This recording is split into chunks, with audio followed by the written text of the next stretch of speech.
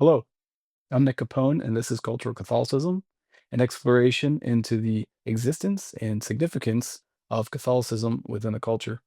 Today, I'm joined by Joseph Pearce, uh, an author, publisher, editor, instructor, and an all around good man. He's written many books with a focus on Tolkien, C.S. Lewis, and Chesterton, to name a few. And he has a particular focus on J.R.R. Tolkien's work, The Lord of the Rings, The Hobbit, and that entire universe. Um, Today, I got to talk with him about said book, The Lord of the Rings, and we went into uh, Joseph's journey into Tolkien, how he came to love this man and his works. Uh, we touched on Tolkien's creation of the Lord of the Rings as a cooperation with the will of God. We also spoke on whether Lord of the Rings is a Catholic work, and if so, in what ways. And finally, how this great story has strengthened Joseph's faith personally. It's a great conversation. I hope you enjoy it. Here we go.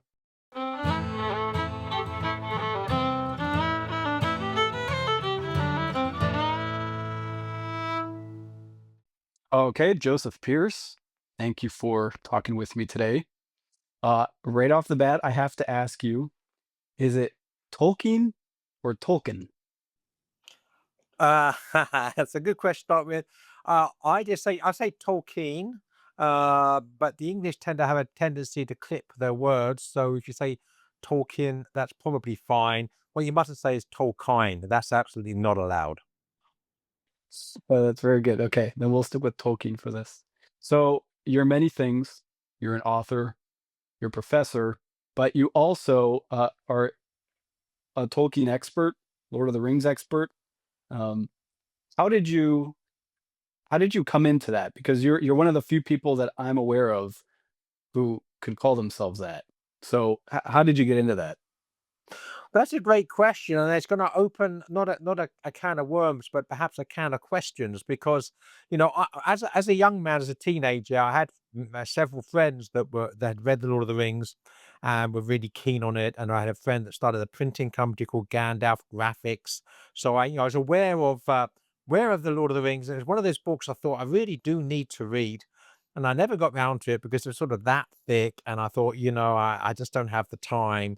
And then if you know about my past, and if you don't, I will refer you and your listeners to a book, my conversion story book I wrote called Race with the Devil: My Journey from Racial Hatred to Rational Love. And the reason I mention that is because when I give talks on the Lord of the Rings, on the Catholicism of the Lord of the Rings, one of the questions I sort of both uh, both like and don't like to be asked, because I know it's got where it's going to lead, is when did you first read the Lord of the Rings? And my answer is during my second prison sentence. And people laugh because they assume I'm joking. And then I say, no, it was during my second prison sentence. So let's back up very, very quickly. Now, I was involved with a radical, hateful white supremacist organization as a teenager. I joined when I was 15. And I went to prison twice for editing a magazine which was deemed likely to incite racial hatred, so for hate crimes. So I spent my 21st and my 25th birthdays in prison.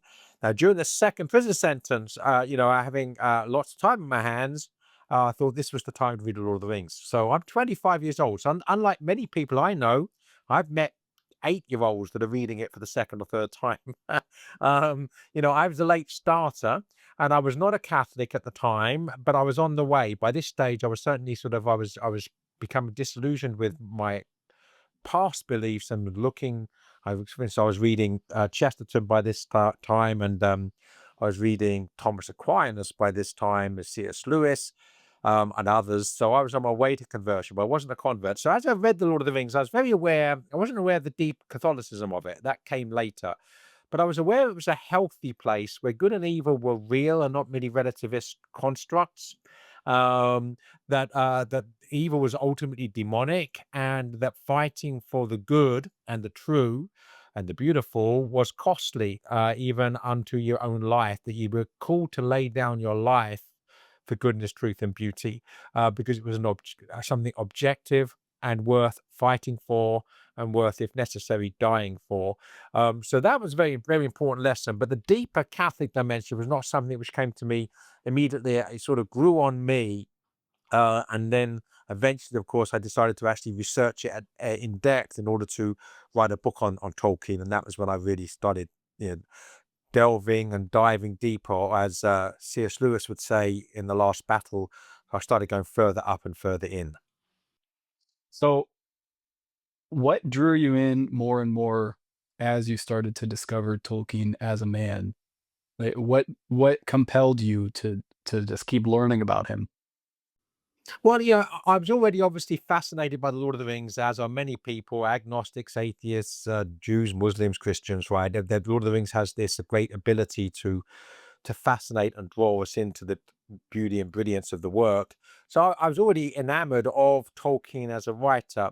And then when I realized, and well, I think I knew, but as I became more Catholic, Tolkien's Catholicism began to fascinate me more. And I became very intrigued by to what extent Tolkien's Catholicism informed and influenced the Lord of the Rings, because obviously there's no overt references to the Catholic faith or to Christ in it. So, is there any connection? And then I came across the quote from one of Tolkien's letters, quoting word for word here. The Lord of the Rings is, of course, a fundamentally religious and Catholic work. So when you read those words, and I became really fascinated, and I thought I need to know more about Tolkien, and I also need to know more about the Catholic dimension of his work in general, and the Lord of the Rings in particular. So I started researching my first book back in the mid 1990s when I was still living in England, and that was subsequently published by HarperCollins in the UK and by Ignatius Press over here. And the title of that is Tolkien, Man and Myth. So it looks at the man, but it also looks at the myth, not the myth about the man, but the myth that the man wrote. In other words, the Lord of the Rings and his other works. I've read, well, I think it's funny. First, I'm ashamed to admit I've never read the actual Lord of the Rings, and I'm this close to finishing The Hobbit. And I think I've just told myself at this point I have 2 little boys, and I'll just wait until they're just a little bit older, and I'll just start. That'll be my driving What? force. How old are they, Nick? 3 and 1.5. Oh, yeah, well, that's a bit young. But I started reading to our daughter probably when she was about 2 or 3. Obviously, it's very simple books at first, but we read all of the Chronicles of Narnia. We read the Hobbit and the Lord of the Rings by the time she was about 11, 12, because at that point she was not particularly interested in being read to. So between the ages of about sort of maybe 7, 6 or 7 and 11, we read all the great works of children's literature together. I really, really recommend it. It's a great way of bonding with your children, is to actually read aloud to them. It's very good for them as well. When Tolkien made The Hobbit, um, my understanding is that it started as a story that he was um, just audibly telling to his children at night, and he had to repeat it because they liked it so much, and then eventually he started to write it down. Is that kind of the gist of it? Well, another thing was quite as simple as that. The story behind it is he was grading papers, and as someone who's worked as a professor at universities, I sympathise with him. It's the most onerous part of the job, is grading papers. He's grading papers, and found himself getting somewhat tired, and turned over the paper, and wrote the line, "In a hole in the ground there lived a hobbit." That's one, of course, one of the most famous lines in all of literature, one of the famous first lines in all of literature, and that began the work. Now he certainly told it to his children as he was writing it, but I don't think I've read, and I could be wrong, but I don't think I've read it began audibly and then was written down. That's sort of the way that we hear that things like Beowulf and the Iliad happened.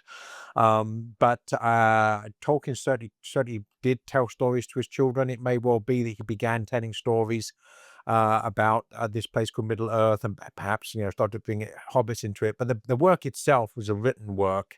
I don't think he was repeating what he'd said verbally. This is something which he wrote as a work of literature, not transcribed from his memory of saying things audibly.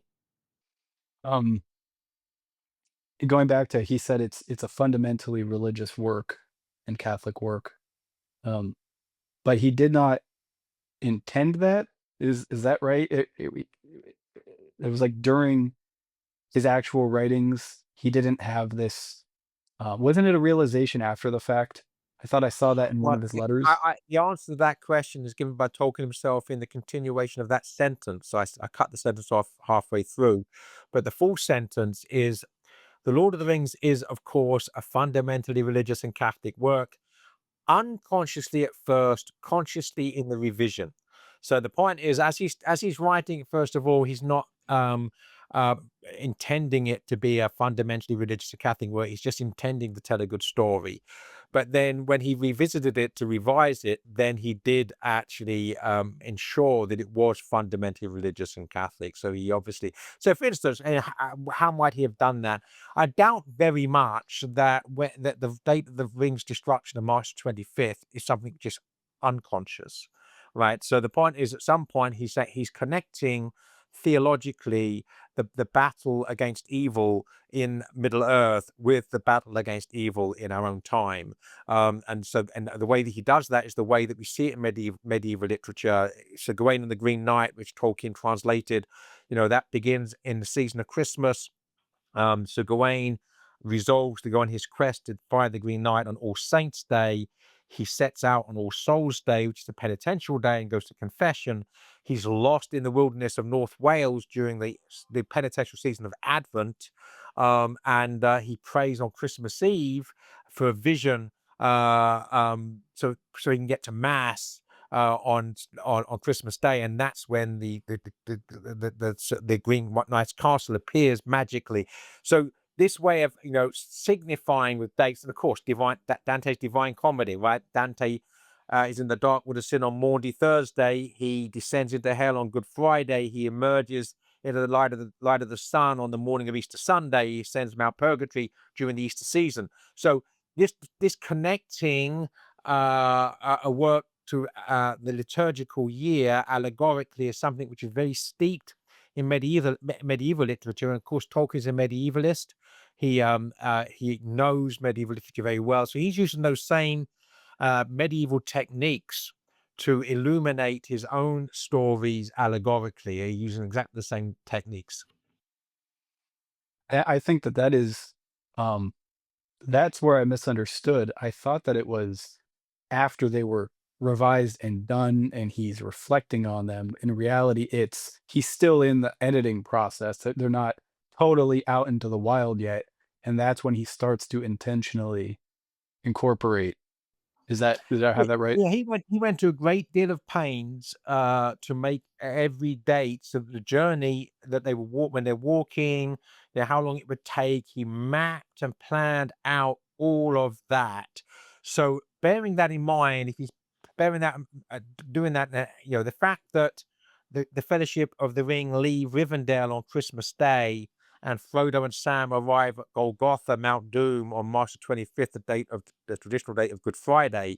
That's the 3 month period. In fact, it takes 3 months, and you smacked all that out. That's not something that could possibly be done by accident or unconsciously. Clearly, at some point, he's decided that he's going to make his quest somehow parallel the carrying of the cross. That is incredible.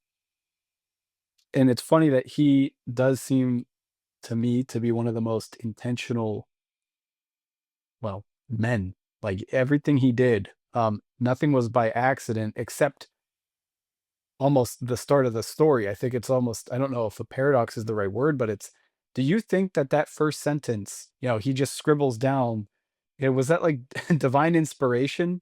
What's your personal take on that? Because to me, it's that start, if that was the kind of the start. And I know that he loved language, and I know that he wanted to kind of generate this myth for England in a sense, but that sort of like catalyst, it's almost, what do you make of that? Well, there's you're touching upon something very deep and very mysterious and very, very important. so we need to get it right. So this goes right back to pre-Christian times. If you look at the opening lines of the Iliad by Homer, it begins with "Sing, muse, of the anger of Achilles and his destructiveness, and of the will of Zeus that's accomplished." Now, so how does he begin? How does someone begin? With a prayer, right? To the muse, to the goddess of creativity, for the gift, for that supernatural gift to be singing through him, right? And so that's why Tolkien says that only God creates, because only God makes things from nothing. We subcreate, we make from things, from other things that already exist. And there's this mystical relationship, because what we are, let's use scriptural terminology here. We as vessels are given one talent in some things, two talents in others, five talents in some, right? If we have five talents, we as a vessel, as a receptacle, as something which can receive, we have great potential, right? If we have five talents, five gifts, and so on, that's the aptitude, that's the potential. But then what has to happen is that the gift of creativity, the gift of inspiration, um, needs to flow into us. So this is a relationship. So the creator, the sub-creator, the artist or the writer is having a relationship with the giver of the gift, the muse or the grace, um, and then responding to that inspiration when it comes in, which is a mysterious thing so even an atheist like like Shelley, the poet Shelley, says that poetry is mysterious. Said that the moment of inspiration is like a burning coal, and as soon as the poet tries to do something, this burning coal, it's already fading. So in other words, it comes into something pure and red hot, and then when we start trying to get our human uh, uh, hands on it, we're already beginning to sort of mess it up a bit. So Tolkien understands this mysterious giving of the gift through inspiration, and then the five talents, the responsibility of the person with five talents is to give back to the giver of the gift the fruits of the gift given. That's what true art is meant to be, the giving back of to the giver of the gift the fruits of the gift given, right? So Tolkien absolutely has this understanding of this mysterious relationship between God, the giver of the gifts of inspiration and talent, and the responsibility of the artist to use those gifts well, which means that true creativity should be an act of prayer and an act of praise. And insofar as it is, we get works of profound Christian literature, such as The Lord of the Rings. That is the fruit of Tolkien's living love and faith in Christ and his church. Hmm. Now, is that something that Tolkien related back to that first inspiration, or was is that just sort of in a grander sense of his whole work? Well, I think that Tolkien understands that all creativity is a result of this relationship. We can even talk about it in some sense, analogically, the metaphorically, as Christ is the bridegroom. We are the bride, right? The church. But each of us as individuals, also, however, in a relationship with the bridegroom, in some sense, are feminine, right? So Christ the bridegroom gives us these gifts and inspires us with the muse, right? The mystique of it. We use it or abuse it, but we should be using it. And that is like a marriage, and the work is the fruit of that marriage. In other words, the child of that marriage. That basically what's happening here is procreation, right? That you have God as the source of creativity, um, working with us, but not possessing us. It's not as if you're just sort of possessed and you sort of go here and God just dictates to you. There's a relationship. So of course, if we are an unfaithful spouse in this relationship, we are going to use the gifts that the bridegroom gives us in an abusive way, and our pride is going to poison what we produce. That's why you can have a great writer such as, for instance, James Joyce, who's been given five talents, who's been given the inspiration, but then perverts and distorts that because his pride soils and sullies that which is good to a beautiful. So it becomes something prideful and sordid. So if we're looking at the styled of God and Tolkien, if we're looking at the Lord of the Rings, um, I remember when I first saw the movies, I started really. I was young, but I started like, "This is dumb. What is this?" Like, the beginning, where they're trying to set up the story, I was so lost just in that. I'm like, "This is kinda ridiculous that they're expecting me to keep up with this if I've never read the books." By the end of the trilogy, I was in love. Um, so but even though I was in love, I was frustrated because we get to the end, and I was thinking of it totally in my young mind, not in religious terms. And Frodo gets there and he's ready to throw it in, and then he fails. And I was really irritated by that. I was like, "What again? What a dumb like. How could Tolkien do that? How could he?" So I went to a men's group at my parish, and we were all sitting around at dinner one night, on the during this retreat, a men's retreat, and I brought it up because we were talking about films, and a buddy of mine who taught religion at a Catholic high school said, "Oh, you know that that's a representation of man's inability to save himself, right?" So, and that's when it clicked. I'm like, "Whoa, this is." I didn't know much of anything, and I think I was coming from, you could say, like the general public perspective of Lord of the Rings. It really moved me, even the films, they really moved me. There was something incredible there, like what you noticed about them too. Um, but I had no idea what it was, and that was the spark. And from there, picking up, now it's like for Catholics especially, it's like this ripe fruit you can pick from and just discover all these truths, virtues, symbolism. So, what are some of the virtues that God, through Tolkien, infused into the story that anybody should notice? What's could because I bet you 98% of it's missed by the general public. So what are some of the core Catholic virtues in this story that you would point out? Yeah, well, that's great, and I think we should begin where you've just left off, because that climactic moment on Mount Doom is crucial, and I use the word crucial here actually in terms of Latin etymology, the roots of the word. Crucial, of course, means crux, which means cross. So there's a connection between what happens at Mount Doom and the crucifixion. But let me just explain. This is why it's on March 25th, Good Friday. But Frodo is not a Christ figure like Aslan is a Christ figure. He's a simple hobbit, but we are called to be like Christ, right?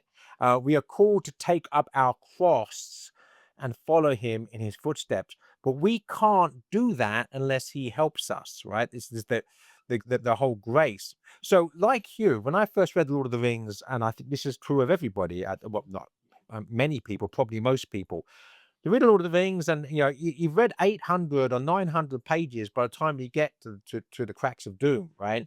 And most of it at walking pace. Tolkien does not rush, and that's one of the beauties of it. We have to be patient. We have to also be perambulating. We have to be walking with him, right? We're not no car chases, not much, plenty of action scenes, fights, but um, so we get there, 850 or so pages, whatever it is, and then this is the easy part. All that Frodo has to do now is just to throw the ring into the cracks of doom, and he refuses, right? And that's the point at which we get angry. First of all, with Frodo, because he's a miserable loser. He's let us down. He's betrayed us. We've invested so much of ourselves into him and his quest, and he fails right at the crucial moment. Um, but then and this is our first education in literary criticism, because then we realize, hang on a second, it's not poor Frodo's fault. Poor Frodo had no choice. It's Tolkien's fault, right?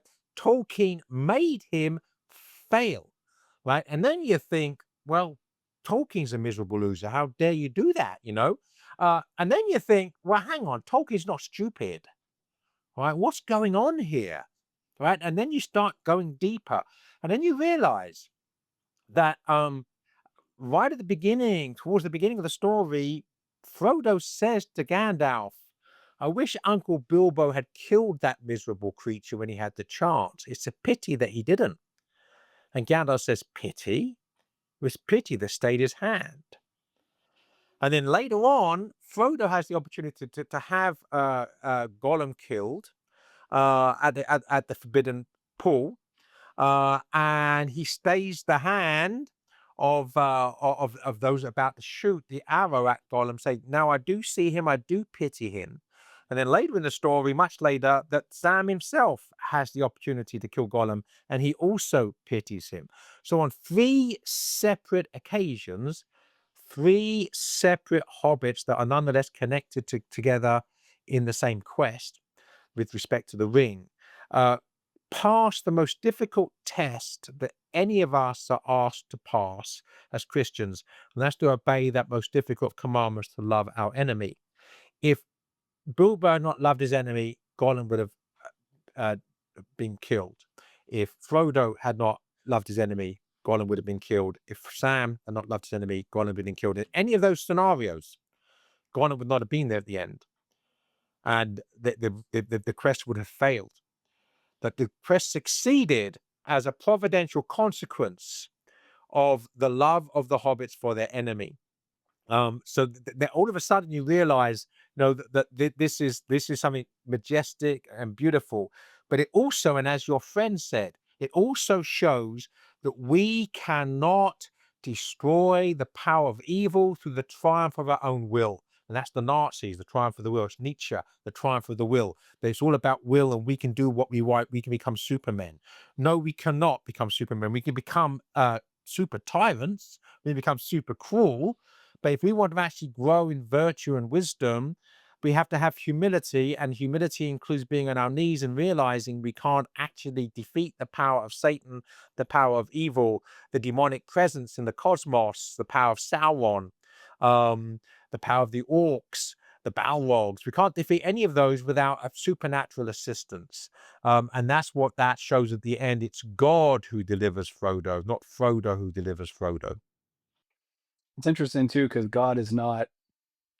And I'm referring again. This is this is a nice. I represent the everyman here because I have not read the books. Again, I've seen the films, and I have a bit more than a cursory understanding, but I not a deep one, not as much as I'd like. But um, you know, in the films, God is hardly even alluded to, if at all, to my memory, and yet he is guiding everything, and this is slightly tangential, but my understanding too is, um, you correct me on this, Gandalf, his magic is from God, um, and he can't use it whenever he wants. Even that is controlled. Isn't it something like he can only use his magic on enemies who are like equal strength or something to that nature? He can't use it on weaker foes. Well, that's not spelled out explicitly anywhere. But for instance, one of the key moments, of course, as regards Gandalf using his power, is at the Bridge of Khazad-dûm, and he says there, "I am a servant of the secret fire; you shall not pass." And Tolkien, in one of his letters, says the secret fire is the Holy Spirit. And the reason the secret fire is secret is because the story takes place before the time of Christ. And of course, the Holy Spirit, the Trinity, is not revealed until the incarnation. So obviously, it's a secret until it's revealed later in history. That's But very good. Gandalf's an angelic being, so he knows the secret, but he is not, because of where he is in time before the coming of Christ, he cannot reveal the secret. But nonetheless, he knows the secret, and he's a servant of the secret fire. That's incredible. That makes it feel like, you saying that makes it feel like the myth that could have been true. Like this could have happened because it's tied directly in Christ as a The Trinity is eternal, obviously. So that's really fascinating. You mentioned Frodo was not the Christ figure. I've heard also that he is in a way, and that a lot of the characters have these Christ-like representations. Yeah, if I can correct you then, Nick, if you don't mind, I said he's not a Christ figure like Aslan. And it's very important to make this distinction, right? So, there are different types of allegory, and Tolkien doesn't like some types of allegory, and obviously other types of allegory he practices and puts into practice in his works. So, an allegory just is something which speaks of something else. So, every word we're speaking is an allegory, right? It's a sound that signifies something, right? So on the most basic level, we can't even think without allegory. So you can't escape from it. It's there. But what sort? So the most formal type of allegory is a personified abstraction. In other words, that we don't care about the character because the character has no character. He merely represents an idea. So an example I like to use is from C.S. Lewis's The Pilgrim's Regress, where the character of John, who's an everyman figure, is trapped by a monster called the Spirit of the Age. Now, this monster just literally is nothing but a representation of the Spirit of the Age. And John is rescued from the Spirit of the Age by a beautiful woman in shining armor whose name is Reason, right? And she has no character, no personality, because she's not a person. She's a personified abstraction. She represents an idea. And we're told that Reason has two younger sisters called Theology and Philosophy. That's formal allegory. You don't see that anywhere in The Lord of the Rings, all right? Another level of allegory, which is close to the formal allegory, but not, is the way that Aslan is portrayed in the Chronicles of Narnia. So in all seven stories, Aslan is the son of the emperor over the sea, and he's basically clearly the son of God in the Trinity. He's the Christ figure, but he is basically the Narnian Christ. I mean, he sings Narnia into being. And so all seven stories. So there's no mistaking who Narnia, who Aslan is. But in the Lord of the Rings, it's much more subtle because there are several characters who remind us of Christ. So in that sense, they are Christ figures, but only in a secondary sense, in the sense that what they are in a primary sense is themselves. So Frodo is primarily a hobbit from the Shire, but insofar as he is the ring bearer, he's also the cross bearer. And insofar as he's the cross bearer, he's a Christ figure. So it's only that one aspect of who he is that he reminds us of Christ. Same thing with Gandalf. In Gandalf's death and resurrection and transfiguration from Gandalf the Grey to Gandalf the White, he reminds us of Christ. But primarily, of course, he is Gandalf the Wizard, or if you go deeper, other things.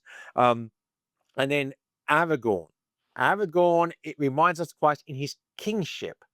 Aragorn represents Christ the King. So, as the true king, he can descend into the past of the dead and has the power not only to survive, because everybody else takes the path of the dead, dies, but he not only survives, he has the power to release the dead themselves from their curse and to make the dead who had been cursed allies in the battle against evil.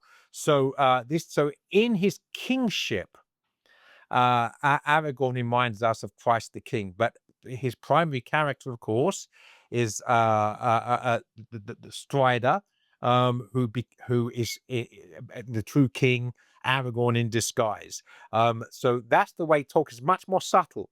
The characters remind us of Christ in certain facets or aspects of who they are or what they do.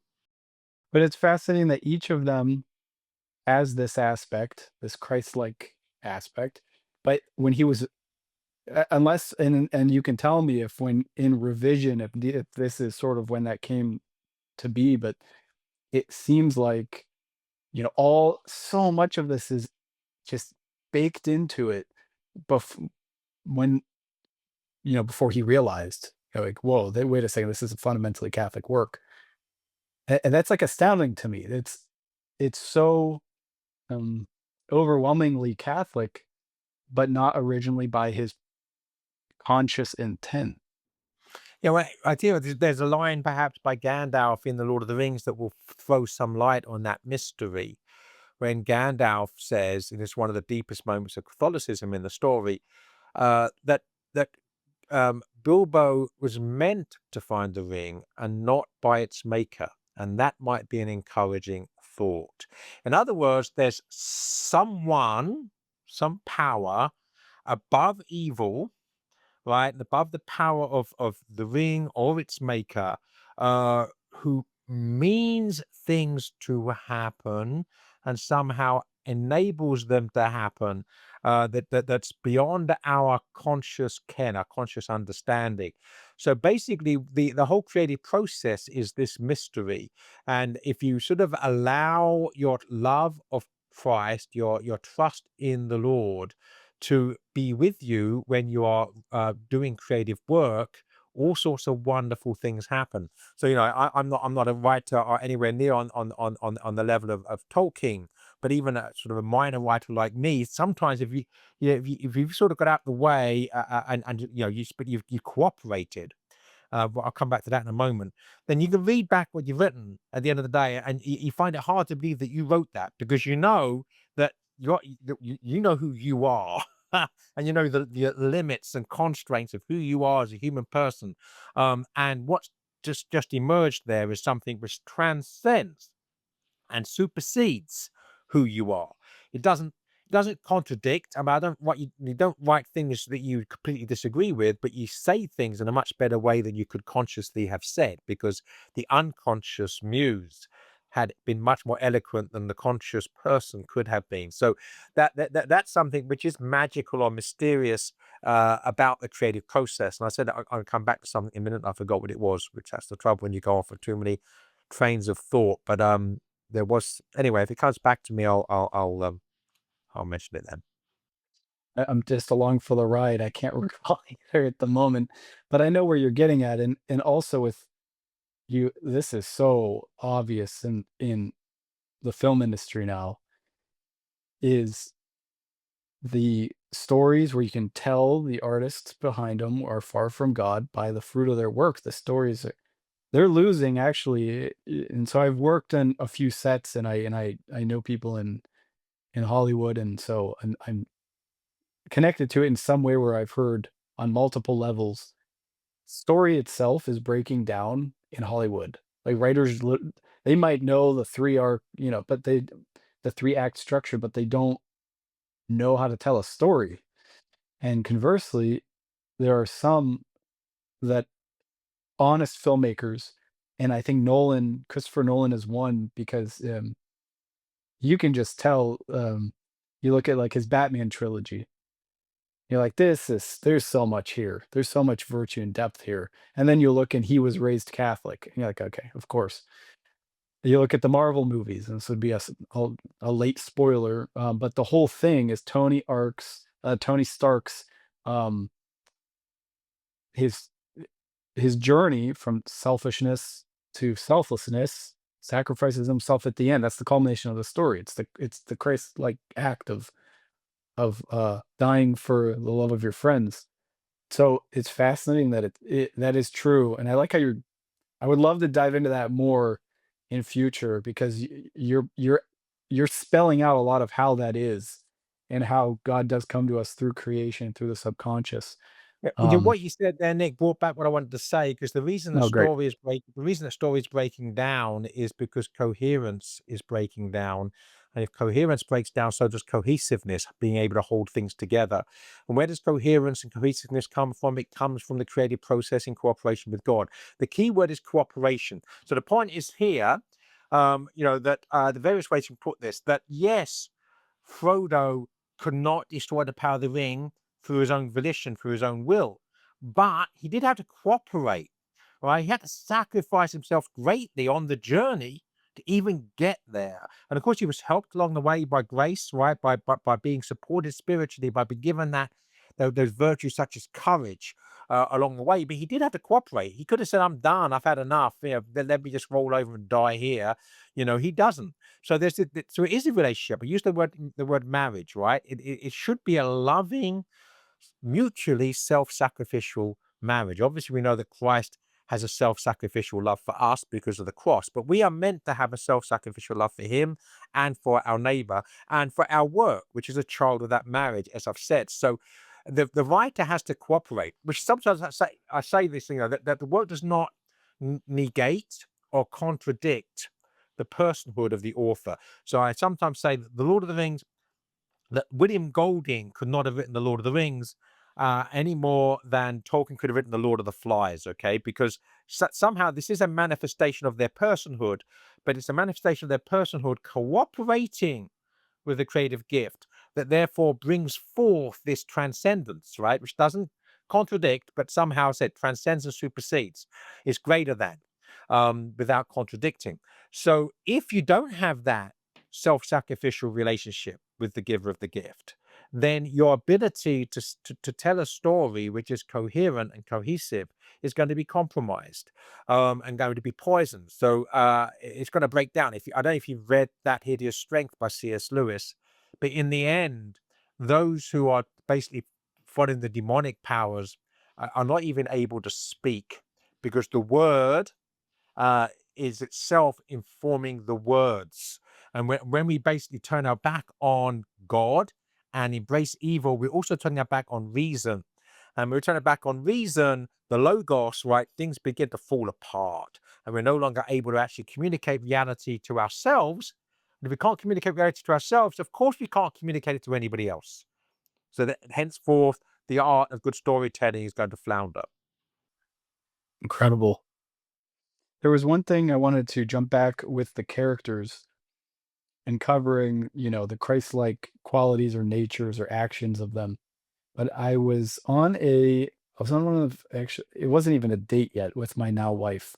Um, she might have thought it was a date, but to me it was just we were just getting pizza, and we were talking about Lord of the Rings, and that was one of the first things that we really connected on was, "You like it? Wow, I like it too." And for me to like find this beautiful young woman who loves like remember that. So we were talking, and she asked me the question. She said, "Do you know who the hero of the story is?" And I was like, well,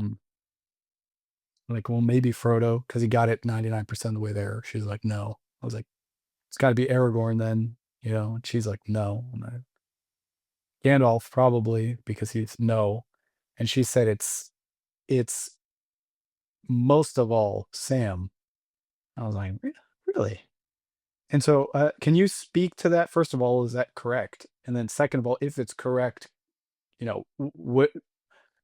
Why do you think that is? Yeah, you were very smart to marry that young lady.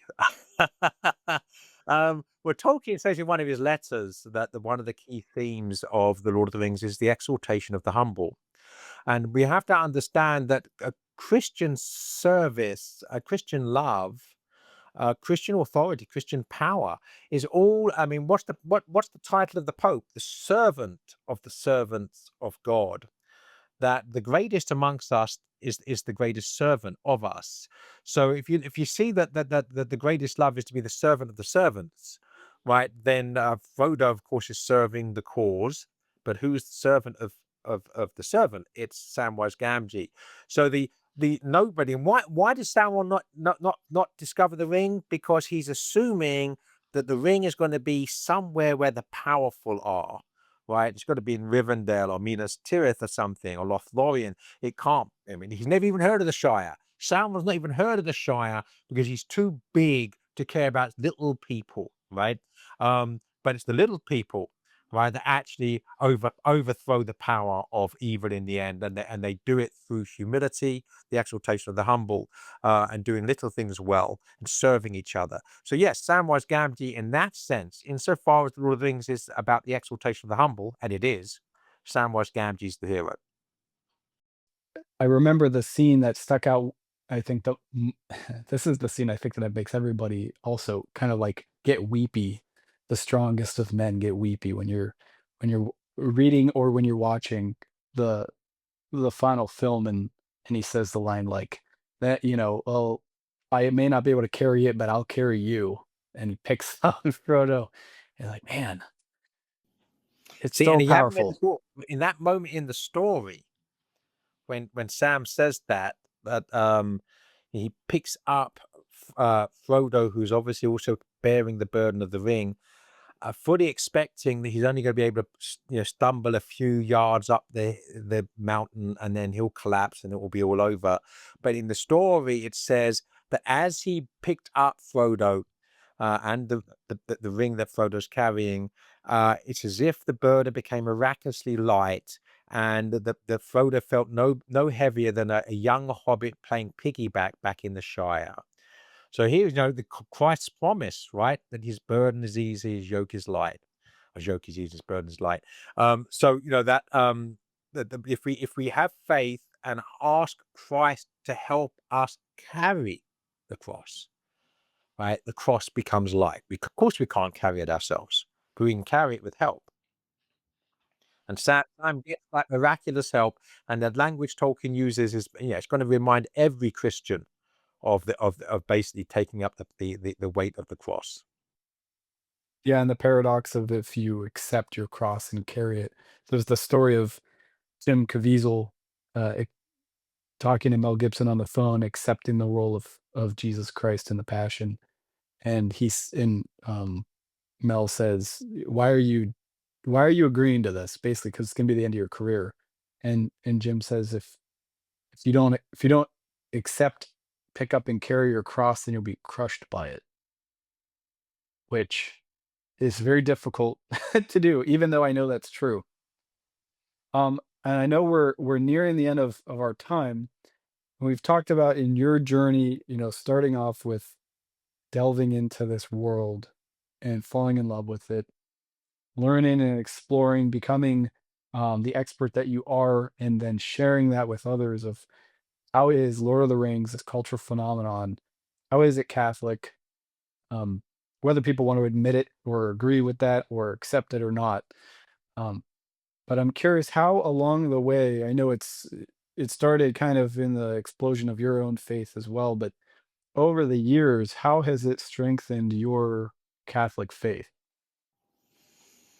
Yeah, that's a great question, and I think in the bigger picture, because some people that want their literature to hit them in the face with obvious Catholicism, right? Normally speaking, great literature can teach, but only if it doesn't preach. So once literature preaches, it destroys itself as literature. So Lord of the Rings doesn't preach, but it does teach. And insofar as it's subtle, that everybody who's read, first of all, if it was overtly Christian, its readership would be about 1% of what it is, right? Instead of it being tens of millions, it would be maybe hundreds of thousands, right? Um, so tens of millions of people have read it. Everybody who reads it is moved towards Jesus, right? They're nudged in the right direction. So if you're an atheist, you're unlikely to change from being an atheist to being a Catholic by reading the Lord of the Rings, but you'll be closer to Catholicism after reading Lord of the Rings than you were before reading it. And from your new position, you'll be more open to reading and listening to reason, reading things, listen to reason than you would have been from your previous position. So, therefore, you then be open to new things that will move you on further. So, everybody has been shunted towards Jesus Christ through their engagement with the Lord of the Rings, either in the films or the books. So that's one thing I would say. And the other thing for me, it's having something as majestic as that. For me, that the great books of Western civilization are the tools with which we conduct the great conversation. If that there were no great books still being written, you'd begin to think, well, that we can keep the great conversation going as long as we, keep the old books alive.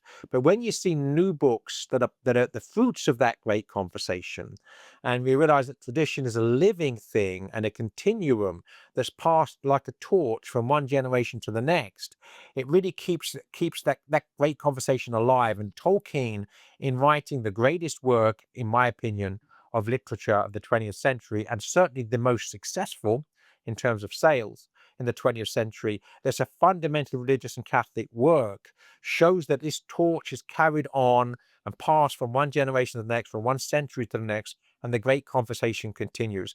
For me, that's something which is very encouraging to me. It's the life I live is being part of that great conversation and having a voice like Tolkien's as a prominent part of that conversation is so, so important. And finally, looking now just at your faith, I'm curious, what do you love most about the Catholic faith? Wow, that's great. Primarily the realization, what blew me away as part of my conversion, this has been, and since I've become a Catholic, it's been a lived experience. I read a book called Spirit of Catholicism by Carl Adam. And what he showed is two things there: that the church is the mystical body of Jesus Christ. So it's not a human institution, it's a divine institution. And that more than that, the mystical body of Jesus Christ is not just the church you see on earth.